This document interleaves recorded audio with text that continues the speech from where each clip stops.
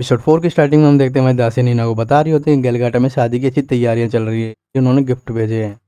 फिर वहाँ हजूर आ जाता है। हजूर कहता है कि तुम्हें तोहफे छूने की जरूरत नहीं है, शायद हमें ये वापस करने पड़े। और नीना भाई इसको देख के शर्माने लग जाती है क्योंकि भाई एपिसोड 3 के अंदर उसने उसके किस करा था। हजूर नीना से कहता है तुम पे ये बेकार लग रहा है। नीना कहती है मुझे पता है। और भाई हजूर कहता है कि तुम्हें वहाँ के कपड़े पहनने की ज़रूरत नहीं है और उसके बालों में एक सोने का क्लिप लगा देता है। हजूर नीना को कहते तुम काफ़ी सुंदर लग रहे हो। नीना शर्माते हुए कहती है थैंक यू। और हजूर कहता है कि तुम ज़्यादा परेशान मत करा करो नीना। और नीना कहती है सब लोगों के आगे मुझे नीना मत कहा करो। और वो कहता है यहाँ पे तो कोई भी नहीं है। और वो कहते तो कुछ कहने वाले होते तो मुझे पहले ही बता दिया करो। हजूर कहता है कि मैंने गलगाटा में मैसेंजर भेज दिया शादी तोड़ने के लिए। और मुनीना कहती है कि ऐसा हो सकता है, मुझे नहीं लगता था। और वो कहता है कि मुश्किल तो है पर मैं कोशिश ज़रूर करूँगा। हजूर कहता है कि आप हमेशा यहीं रहेंगे। और नीना काफ़ी खुश हो जाती है और उसका हाथ पकड़ लेती है क्योंकि अब उसे शादी नहीं करनी पड़ेगी और हजूर से दूर नहीं रहना पड़ेगा। नीना यहाँ पे काफ़ी परेशान है क्योंकि सभी ये नहीं मालूम कि हजूर को आखिर कौन मानना चाहता है। नीना यहाँ पे बड़े महाराज की बातों को याद करने लगा क्योंकि महाराज ने उससे कहा था कि अलीशा ही हजूर को बचा सकती है। और नीना यहाँ पे अभी भी उस बात का मतलब नहीं समझी है। फिर हम देखते हैं नीना गोलम के पास आ रखे। गोलम कहता है कि आपके लिए तो अच्छे तोहफे आ रखे हैं, आप इतनी परेशान क्यों, कुछ बोलती क्यों नहीं, आप ऐसे परेशान रहती हो तो अजीब लगती हो। नीना कहते हैं इसका क्या मतलब है और उसका गाल पकड़ने लग जाता है। फिर वहाँ महारानी आती है और नीना से कहते तुम्हें ये नहीं मालूम इन गिफ्ट के बदले तुम्हारी वहाँ शादी होने वाली है। और वो नीना कहती है अरे इन्होंने मुझसे कुछ उल्टा बोला। महारानी है नीना से पूछती है आपको मुझसे किस बारे में बात करनी है। नीना कहती है कि मैं तुमसे अब सीधी सीधी बात कहूँगी। नीना कहती है आप हजूर के साथ क्या करना चाहती हो। और महारानी कहती है मैं वही कर रही हूँ जो मुझे करना चाहिए था। नीना कहती है जब गोलम महाराज बन जाएंगे तो हजूर उनके सलाहकार के रूप में काम आएंगे, आपको कोई इससे दिक्कत है। महारानी कहती है हजूर गोलम के साथ रहेंगे तो अच्छी बात है पर मैं चाहती हूँ कि वो अपनी जगह ना भूलें। और महारानी कहती है हजूर ऐसा करते हैं तो कोई भी उन्हें महाराज बनाने की नहीं सोचेगा। नीना यहाँ सोच रही है कि हजूर से तो कोई परेशानी लगती नहीं है इन्हें और ना ही ये झूठ बोल रही हैं। नीना कहती है महारानी से कि आपका एक सेवक है यहाँ पे जिसकी आंखें ऊपर हैं और पीठ झुकी हुई है और ये नौकर वही है भाई जिसने हजूर पे हमला करा था। और नीना यहाँ पे चालाकी से महारानी से सच बुलवाना चाहती है और वो कहती है कि मैंने उसे स्टार फेस्टिवल के बाद से ही नहीं देखा। महारानी कहती है लगता है आप लॉर्ड बॉब की बात कर रही हो और मैंने भी उसे स्टार फेस्टिवल के बाद से नहीं देखा है। महारानी कहती है कि लॉर्ड बॉब हमारे कोई खास आदमी नहीं थे, वो तो महाराज के कुत्ते के बराबर थे। और वैसे पीछे से महाराज आ जाते हैं। महाराज नीना से कहते इतनी परेशानी होने की बात नहीं है, वो तो बस कुछ ढूंढने निकला था और गायब हो गया। फिर वो कहते हैं कहीं आपको तो नहीं पता वो लॉर्ड बॉब कहाँ गए हैं। वो नीना कहती है नहीं नहीं मुझे नहीं मालूम। और नीना यहाँ सोच रही होते हैं कहीं महाराज ही तो हजूर को मारना नहीं चाहते, अगर ऐसा होगा तो मैं कुछ नहीं कर पाऊंगी। महाराज कहते हैं कि हमने सुना था कि आप बड़े महाराज से मिलने गई थी, आपने ऐसा क्यों किया। नीना यहाँ घबराने लग जाती है और सोचती है कहीं महाराज को पता तो नहीं चल गया कि मैं राजकुमारी नहीं हूँ। महाराज कहते हैं जब तक आप हमें बताएंगे नहीं हमें पता कैसे चलेगा, आपको अपने पिता से कोई राज नहीं रखने चाहिए। नीना यहाँ सोच रहे कि महाराज अगर उससे ये सब पूछ रहे हैं इसका मतलब महाराज को कुछ नहीं मालूम उसके बारे में। और महाराज कहते हैं चलिए पहले मैं अपना एक राज बताता हूँ फिर आप अपना राज मुझे बताइए। महाराज नीना को बताते कि हजूर को सबसे पहले राजकुमार की जगह रखा गया जो कि मर चुके थे। और वैसे नीना सोच रही है आखिर ये मुझे बता ही क्यों रहे हैं सब। महाराज बताते हैं कि हजूर जब लाया गया था जब उनका जन्मदिन का पहला दिन था और उन्होंने जब हजूर को देखा था तो वही वो चेस खेले थे और वो काफ़ी गंदे थे। फिर हमें दिखाया था महाराज को भी हजूर पहले पसंद नहीं थे, जब वो नए नए आए थे इसलिए वो उस पर हाथ भी उठाया करते थे। फिर हमें पता चलता है कि महाराज ने हजूर को मरवाने की कोशिश करी थी पहले जब वो छोटे थे तो उन्हें पसंद नहीं थे और वो दूसरा बच्चा चाहते थे। नीना समझ जाते कि महाराज ने ये सब करवाया और वो भी गलती के लिए क्योंकि भाई हजूर ने मिट्टी में खेला था बचपन में, इसकी वजह से वो सारा कुछ कराया गया। महाराज कहते हैं कि आप दूसरे लोगों की तरफ अपना मुंह ना बनाए, हमारे बच्चों के अंदर बस हमारा खून है, वो हमारे लिए प्यादे की तरह है। नीना कहती है महाराज से इसलिए आप हजूर से पीछा छुड़ाना चाहते हैं। और महाराज कहते हैं आप तो बड़ी समझदार निकली। नीना कहती है कि हजूर आपको धोखा नहीं देना चाहते, वो तो बस देश की सेवा करना चाहते हैं। महाराज कहते हैं कि मुझे पता है। और नीना कहती है हजूर के यहाँ रहने से आपकी ज़िंदगी और ज़्यादा आसान हो चुकी है। महाराज कहते हैं मुझे ये भी पता है। नीना कहती है तो फिर आप ऐसा क्यों कर रहे हो। और महाराज कहते हैं मुझे हजूर से नफरत है। महाराज बोलते हैं हजूर में शाही खून होने के ना कारण भी वो सबकी मदद करना चाहता है और वो सबकी सेवा करता है और महाराज को भी बहुत ज़्यादा पसंद है और सब लोग उसे राजा के रूप में देखना चाहते हैं इसलिए वो उससे नफरत करते हैं। महाराज कहते हैं हजूर की तुलना मुझसे करी जाती है जबकि वो एक नकली राजकुमार हैं। महाराज कहते हैं कि प्यादे को प्यादा ही बना रहना चाहिए। महाराज कहते हैं कि ये देश मेरे खेल का मैदान है और मैं ही इसे चलाऊंगा। इसमें इनके भाई तो सारी जितनी भी घसड़ चल रही है वो महाराज कर रहे हैं। नीना समझ चुके हैं कि आखिर महाराज हजूर को क्यों मारना चाहते हैं क्योंकि वो उसे बिल्कुल पसंद नहीं करते। महाराज को यहाँ पहले से ही मालूम है कि नीना राजकुमारी नहीं है और वो कहते हैं आप अपने मुंह से कहिए कि आप बहरूपियाँ हैं और हजूर आपको लेकर आए थे। राज कहते हैं मुझे पता है तुमने कोई बेवकूफ़ी करी है, अब आगे क्या होगा अलीशा। नीना यहाँ पे बड़े महाराज की बातों को अभी भी समझ नहीं आ रही है, वो बस यही सोच रही है आखिर वो क्या कर सकती है और अलीशा क्या कर सकती है। नीना यहाँ बड़े महाराज की बातों को समझ चुकी है, वो चाहती तो यही है कि हजूर उसे हमेशा नीना बुलाता रहता हुआ तो उसकी जान को खतरा है। तो वो कहती है कि अब मैं हमेशा के लिए अलीशा बन जाऊँगी। फिर अलीशा खड़ी हो जाती है और कहती है कि आपको लगता है कोई गलतफहमी हो गई, तो असली ही राजकुमारी अलीशा ही हूँ। अगर आपको ऐसा नहीं लगता तो आप चाहे मेरी तलाशी ले सकते हैं। महाराज कहते हैं अगर ऐसा है तो आप यहाँ से जा सकती हो। नीना कहती है मैं गलगाटा जाऊँगी शादी के लिए। वो कहती है मैं वहाँ की रानी बन जाऊँगी यहाँ की सुरक्षा के लिए। महाराज कहते हैं ये सुन के मुझे अच्छा लगा। नीना कहती है मैं फोर्टना की सुरक्षा अजूर के साथ मिलकर करूँगी, और हमारे इस काम के बीच में अगर अजूर को आपने मार दिया तो मैं गलगाटा के साथ मिलकर इस फोर्टना को पूरी तरह से बर्बाद कर दूँगी। महाराज यहाँ चौंक जाते हैं, क्या अगर आप ऐसा करेंगी तो ये राज धरोगे के खिलाफ फैला जाएगा और आप बचेंगे नहीं, भले आप महाराज की बेटी क्यों ना हो यहाँ के। नीना कहती है अगर मैं मर गई तो गलगाटा को कोई नहीं रोक पाएगा और आप उतने ही कमज़ोर है जितने पहले थे। अलीशा चेतावनी देती है अगर आप कुछ नहीं करेंगे तो मैं आपकी सुरक्षा करूँगी।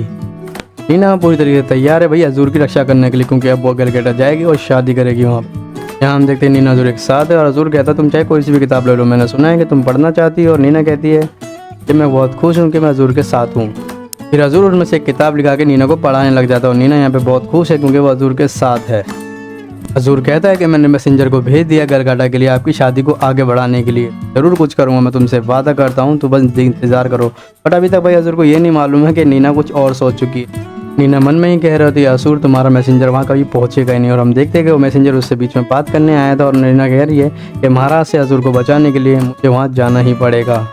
नीना कहती है कि गलगाटा से फोर्टना को बचाने के लिए उसे अजूर को छोड़ना पड़ेगा, और वो कहती है वो अजूर से कभी नहीं मिलेगी। और यहाँ पर भाई साहब अजूर को भी थोड़ा हिंट मिल चुका है और वो बोलता है आखिर हुआ क्या।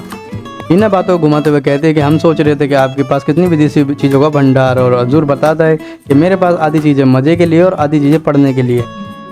नीना को यहाँ पहली बार अजूर की कोई पसंद की चीज़ पता चली और वो कहती है मुझे थोड़ा ब्रेक चाहिए, मुझे शहर घूमने जाना है। नीना कहती है मैं आपके साथ बाहर जाना चाहती हूँ।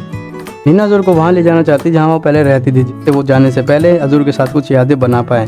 फिर हम देखते हैं नीना अजूर भाई बाजार में आ चुके हैं। अजूर नीना से कहता है कि अपनी तुम आंखें छुपा लो। नीना कहती है अरे मैं तो रास्ते में हूँ। नीना यहाँ पे अजूर को फल वाला दिखाती है जहाँ से वो हमेशा चोरी करती थी। अजूर यहाँ पर क्या करता है वो खरीद लेता है फलों को, सोने का सिक्का देता है फल वाले को, जिसको देखकर फल वाला पागल हो जाता है और कहता है कि अरे ये तो सोने का सिक्का है, और वो दोनों भाई सेब लेके जा रहे होते। अजूर ने यहाँ पे भाई सोने का सिक्का इसलिए दिया है ताकि वो सारी चोरियों का कर्ज चुक जाए, और वो कहता है नीना मैंने तुम्हारा सारा कर्ज चुका दिया।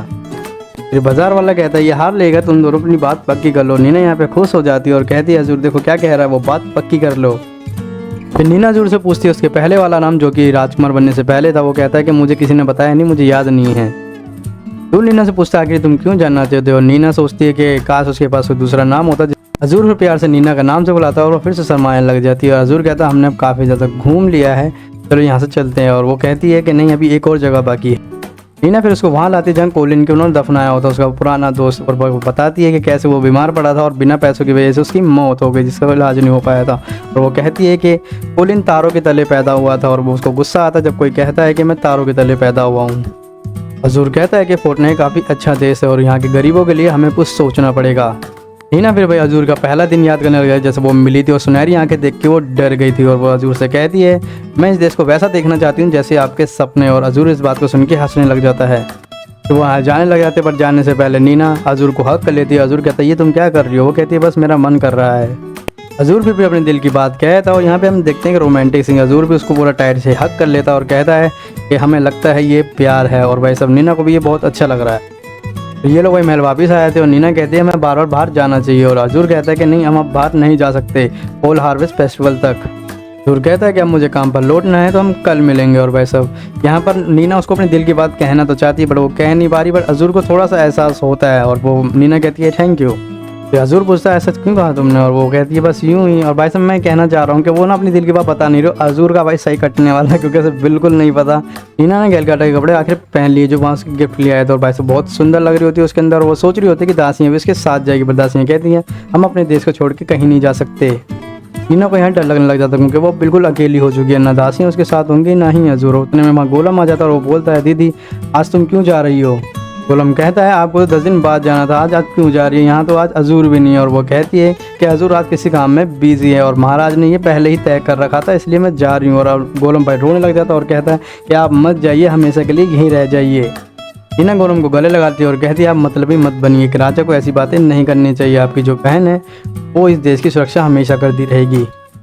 नीना गोलम से कहती है जब मैं अपनी गलगाटा में जगह बना लूँगी तो मैं वापस आऊँगी। और दासियाँ भी कहती हैं कि हम आपसे बहुत प्यार करते हैं, हम भी चाहते थे कि हम हमेशा आपकी सेवा करें। हजूर अपने सिपाही के साथ जा रहा होता है। हजूर का सिपाही बोलता है, अगर क्या हुआ? वो कहता है कि कहीं तो कुछ गलत हो रहा है। और हम देखते हैं हजूर यहाँ किसी गाँव में आ चुका और वो कहता है, मैं ज़रूर कुछ भूल रहा हूँ।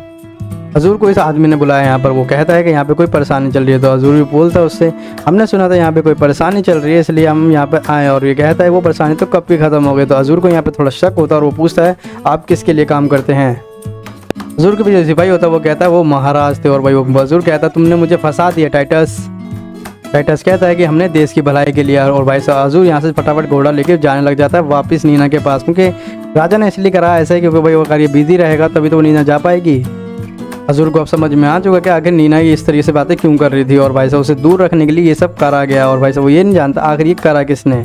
हजूर को अब समझ आ गया कि नीना ने ही उसे दूर करा है। फिर हम देखते हैं भाई नीना यहाँ से जा रही होती है और वो कह रही होती है कि मेरे पास कोई दूसरा रास्ता नहीं था। ज़रूर थोड़ा गुस्सा तो करेगा पर वो सब हो जाएगा अगर हजूर मुझे रोकने आएगा। बट पर वो सच में चाहती है कि हजूर उसे रोकने आए। नीना यहाँ जाने से पहले हजूर का चेहरा देखना चाहती है और रोने लग जाती है। हजूर यहाँ पे भाई तेज़ी से निकलने वाला ही होता है कि भाई सिपाही उसे रोकने की कोशिश करते हैं। वो कहते हैं कि सीमा तक पहुँचने के लिए आपको 3 दिन तक लगेंगे। हजूर यहाँ पे थोड़ा तो गुस्सा है क्योंकि उन्होंने नीना को इंतजार करने का कहा था, उसको वादा भी करा था कि वो जरूर कुछ करेगा, पर नीना ने ऐसा नहीं सुना उसके बारे में। और भाई सब वो थक जाता है और नॉर्मल सी बात है वो बहुत दूर है, 3 दिन लगेंगे वहाँ जाने में।